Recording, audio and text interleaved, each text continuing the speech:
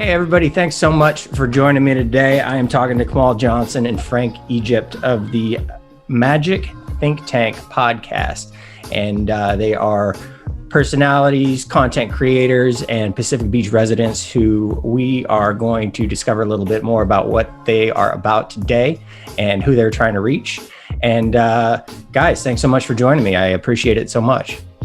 Thank you so much for having us, John. Really appreciate it. And it's been a pleasure just talking to you just as we got things set up here, and I know we're going to have fun today. So first and probably the most important part of the message, what are you guys doing? Who are you trying to reach today?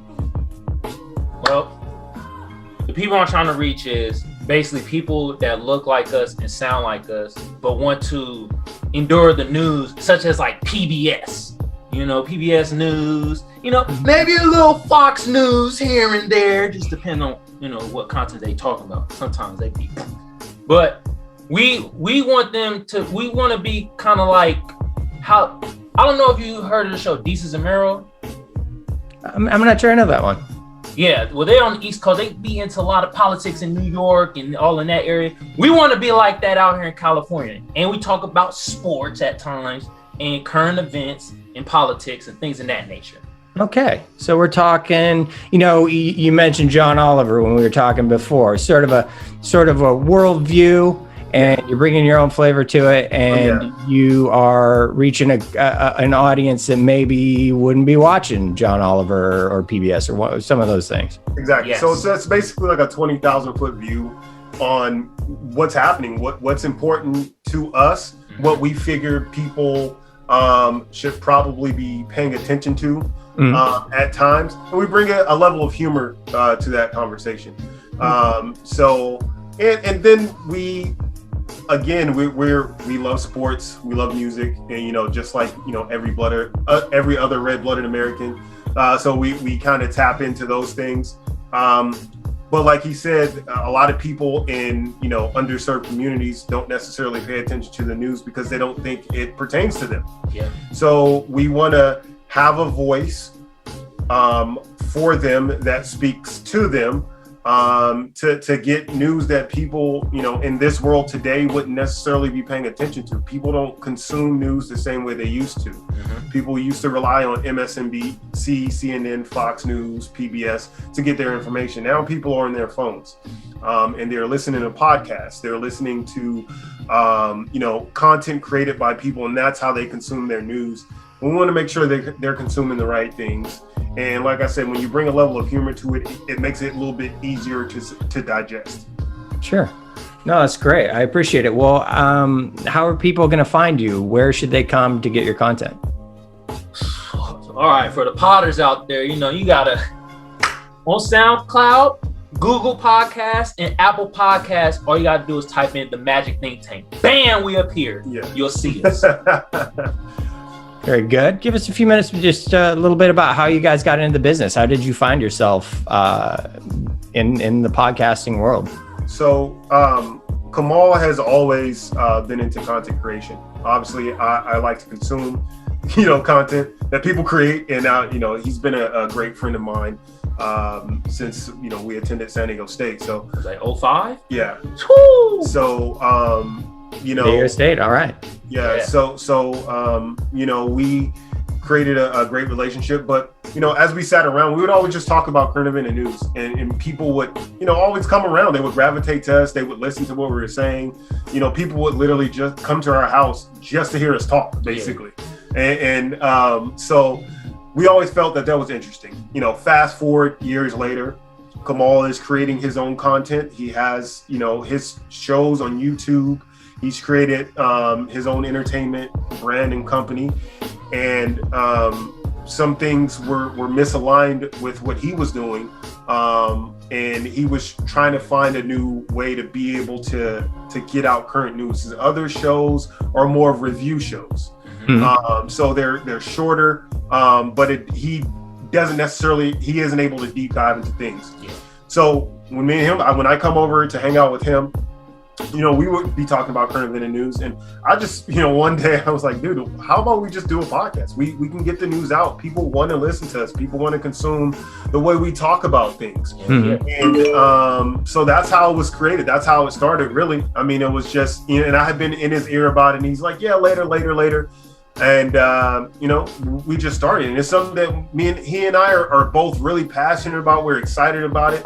We're not doing it for fanfare. We're doing it because we really enjoy doing it, right? I mean, we have fun sitting down, having these conversations and bringing news to each other, because we don't really talk about what we're going to talk about before the show. We just press record. Yep.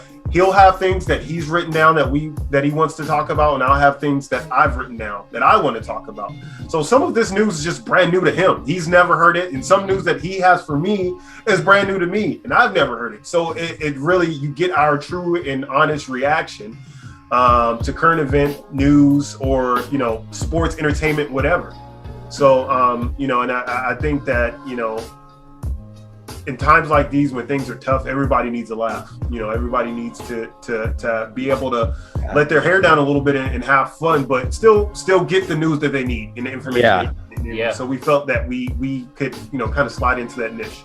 That's terrific. A true story. We could all use a laugh these days, but it sounds like you're just bringing people into the living room and having the conversation you probably have anyway. Yes, exactly. That's literally basically what it is. So that's a perfect microcosm of what the podcast is. Yeah, microcosm. Big old college word. Well, hey, just maybe to connect people who are listening to other content that you enjoy. I always like to kind of ask people, who are your favorite people in that same space? Who are you guys listening to when you're not creating shows? Oh man, this one breaks my heart, but we used to listen to Joe Budden. Yeah. Oh. So Joe Budden podcast is one of the hugest podcasts in the country. Yeah. And they did basically the same thing we do. They just recently, the reason why he's sad right now is because they just recently announced that the show would basically be no more. Just a couple days ago. Indeed. It sucks for us, as consumers of it, but it's okay as people in the space, because those millions of fans, a little empty space to move into there. Exactly. So they're going to be clamoring for other people to get that kind of news and entertainment from. So the Joe Budden podcast, like he mentioned, Jesus and Meryl, they do the same thing. I like to, Who you listen to? That I have a podcast I listen to called The Read, which is it's a gay guy and a woman, and they just kind of give things from their perspectives, because I think it's important to have perspective on everything, right? I mean, the way we can consume news one way and we understand it one way, but somebody that looks and sounds different from me are going to have a very different way that they look at it. So that's why I like to listen to that podcast, because it helps me understand things and grasp things a little bit more. But I listen to one called Jenkins and Jones. It's funny. It's a very funny podcast, and again, they're very similar to us, where they just talk about current things, and that's where I consume some of my news from. And then we also, we listen to one smaller one is these guys from Bakersfield. Oh, a Trucker's Mind podcast. Oh my goodness! And they're just funny. They're funny guys, and again, they're just giving their take on how they see things. And I like I said, you get news, you hear it, and you consume it, and you could hear the same thing from 10 different people, but it's still entertaining because of the way that they explain it and the way that they see things that you might not have thought to see them. Yep. And it opens up my mind, when somebody might not understand the world the same way that I do, and they see things a lot differently, and they feel a different emotion when they see certain pictures and they see certain news. And I love to consume it from every angle. I think it's very important. And the biggest problem that I think that we have as a country is people aren't willing to consume anything outside of their bubble, and anything that's going to make them in the slightest bit uncomfortable, they don't want to consume that. And I think that, we want to bring people together on our podcast. We talk about a lot of things, but we feel that it's really important to have a certain level of inclusion and a certain level of humility when we talk about things, and we just try to keep it as genuine as possible. Yep. That was fantastic. There's one more person I gotta shout out though. Judy from PBS. I'll begin. Woo! Judy watching this, what's up? We'll try to get it.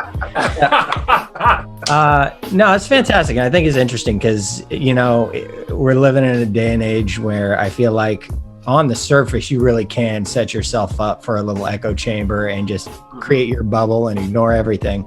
But on the other hand, technology has made it such that if you are willing to scratch that surface, if you're willing to go just a little bit deeper and explore, it's become a lot more democratic in the sense that you can go find out everybody. There's always somebody out there who's so different from you that you can track down, whether it's YouTube or podcast or whatever, and get those messages. And sometimes it's hard to get the signal from the noise, but it's an interesting dichotomy, and it's just cool to be able to discover that. And I think you're right; it's hugely valuable to actively seek out people who see things a lot differently than you do, and listen to them and try to understand it for a minute before you react. And even if you don't agree with it, right? Mm-hmm. Especially you hear that point of view. Yeah, I've had a ton of conversations with people that I don't agree with them on anything, even what color the sky is. We have two completely different understandings of what color the sky is. Sky is orange.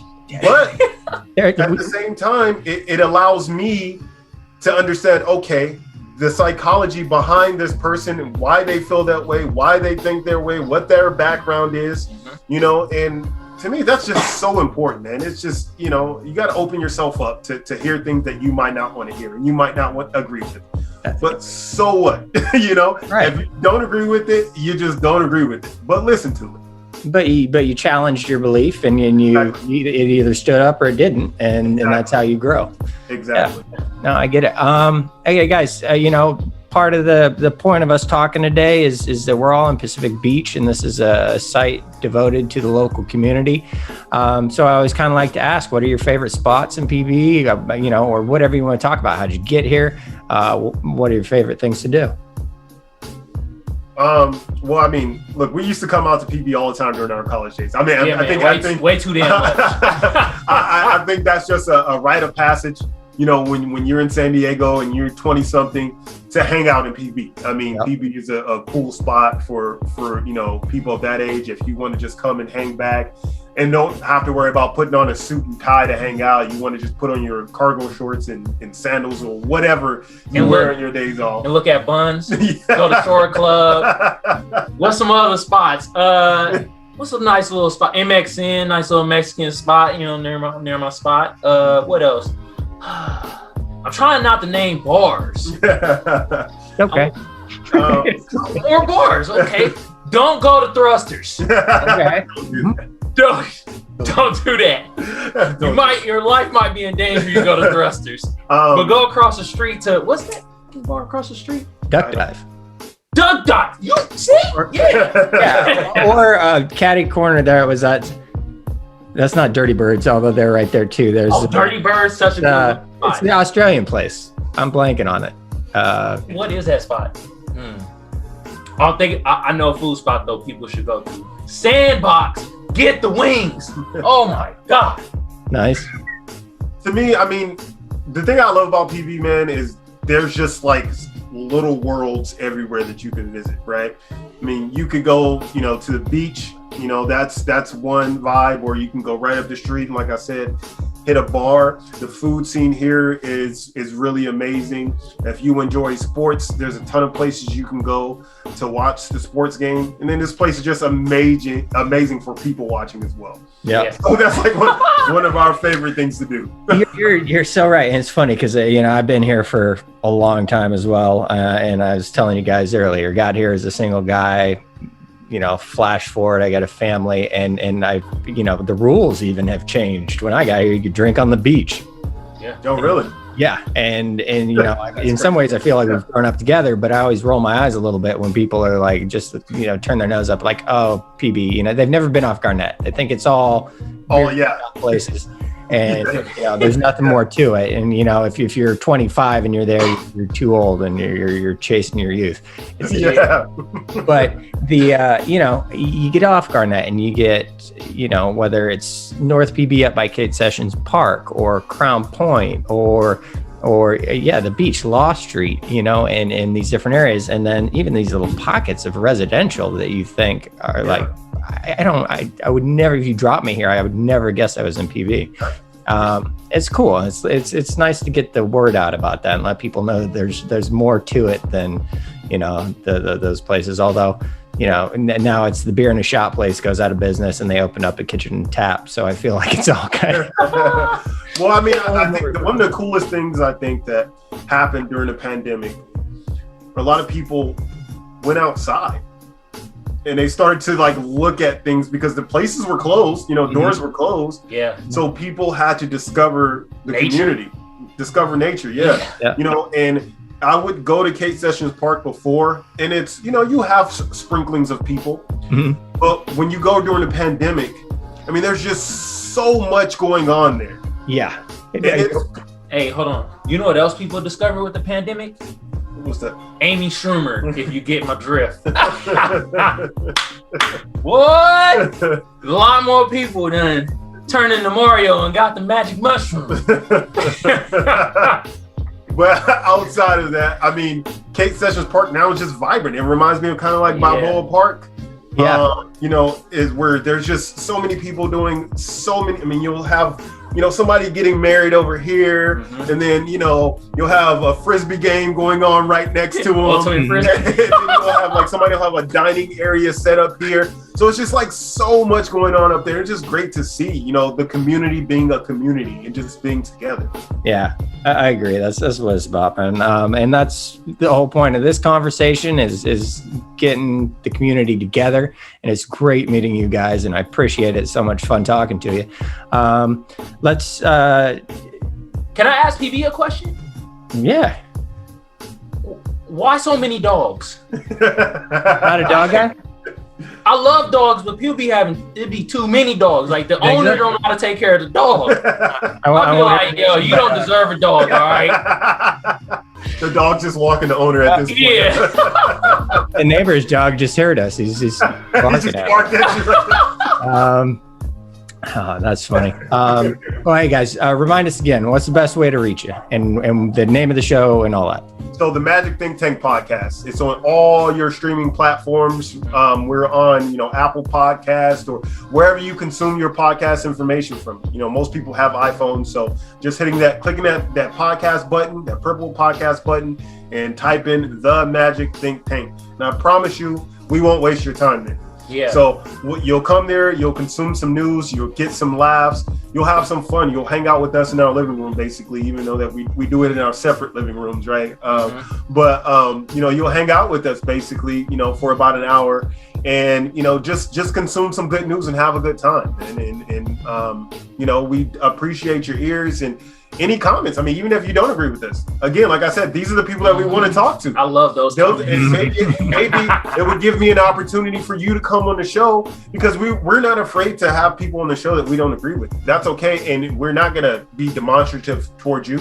We just want to have a conversation, see why you think the way you think, and maybe you'll change our opinions on some things, right? I mean, who knows? I'm not set in any opinions on anything. Every human has an opinion, and to be set in an opinion is completely ridiculous, because it's an opinion at the end of the day, right? But hold on. What we is gonna say though, don't be coming on here throwing some insults and be on the bull malarkey, all right?